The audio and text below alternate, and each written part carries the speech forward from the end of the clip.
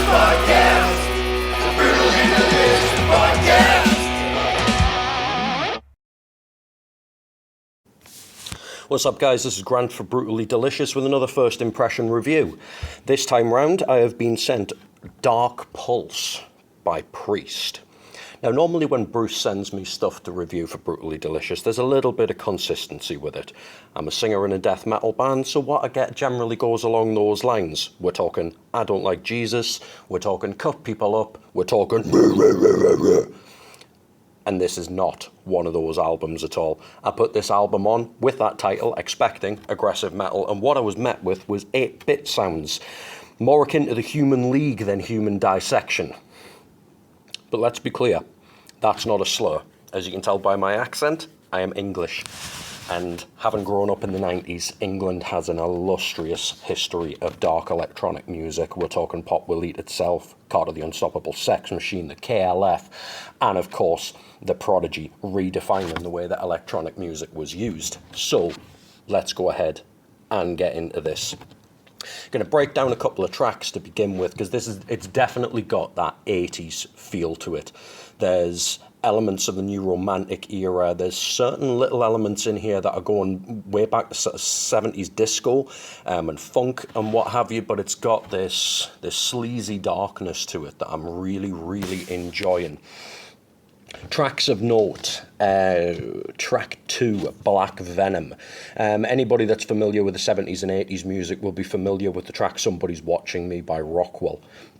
And this has definitely got that kind of feel to it. It's got a throbbing bass line, a very kind of Halloween-y, spooky-inspired rhythm pattern going on. It works. Track 3, Demon's Call.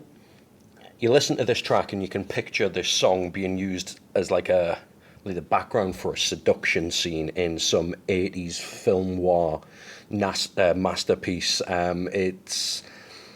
It's got a romanticism to it, but again, there's dark eroticism going on in the background of this that just it keeps your interest piqued. Track 5, Golden Gate.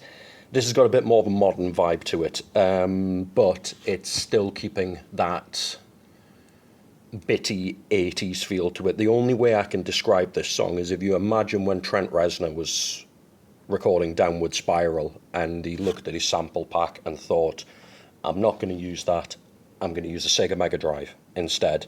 That's definitely the vibe that this has got going on. It's got that feel of stuff like Closer and Head Like a Hole. Again, going back to it again, this kind of dark, sleazy eroticism in the background. It's cool. Track 8, Enter Your Body, again with a title like that. I've mentioned it before, I'm not going to say it again, but it does have these really filthy sexual undertones to it. And from a musical perspective, it's got like a final boss vibe to it, is the only way that I can describe it. Gamers will know what I'm talking about here when you've played stuff on 16-bit, 32-bit systems, the way that the music would change. And then finally, I'm going to go for the last track here, Chaos Reigns, ending the album off here with a very dark ballad with some kind of progressive elements to it. It's a good album closer. And the rest of the tracks on there that I haven't mentioned are just as strong as the ones that I have. I haven't not mentioned them because they're duds or anything like that. Just these were the standout tracks from what I've seen so far. Technically speaking, we're looking at a good balanced mix. The synth drums that have been used are nice. They pop, they're crisp, they come through. There's a good balance with all of the samples that I've got going on.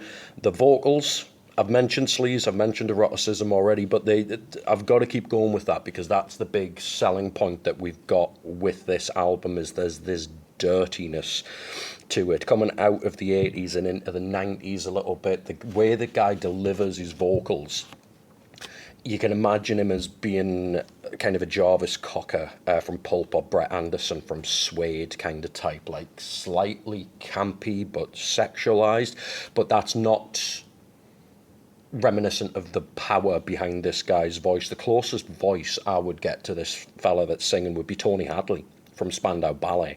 It's got an almost operatic level of tone going on, not overboard, you know, he's not screaming tenor notes in such a way that dominates the tunes. But anybody that listens to that kind of stuff is going to know what I'm saying here. And as far as the song structure is concerned, this is electronic music, and what is good to hear is that Priest have not looked at these songs simply as standalone. The structure there with the way the intros work, mid-sections, breakdowns, that kind of thing, it's structured with DJs in mind, which when you're talking about electronic music, you need to think about the people that are playing it and making life easy for them, bringing it into tunes, mixing it back out of tunes, and that's done very well. There's plenty space for the people that would be playing this in clubs to put their own slant on the way that this music is delivered, which is what you want when you're listening to electronic music. You know, it's not stop, start, stop, start. Let the DJ do the work. And that's going to happen with this. I don't rate my albums. I never have. I've only done 3, but I'm not going to start now. If you like Cannibal Corpse, Dayside, Slayer, you're probably not going to like this. But if you've got a bit of an open mind, if you're a little bit eclectic in your musical tastes and you will go back and listen to stuff like Sisters of Mercy, if you're going to go back and listen to stuff like Spandau Ballet, like Duran Duran, if you're going to get and listen to stuff like Pop Elite itself, KLF, Prodigy, or even some of the Brit poppy indie stuff that came out of Britain in the 90s, you're going to absolutely love this. It's a good album. If electronic is your vibe, get stuck in because you're going to enjoy this. This has been Grant for Brutally Delicious, signing off.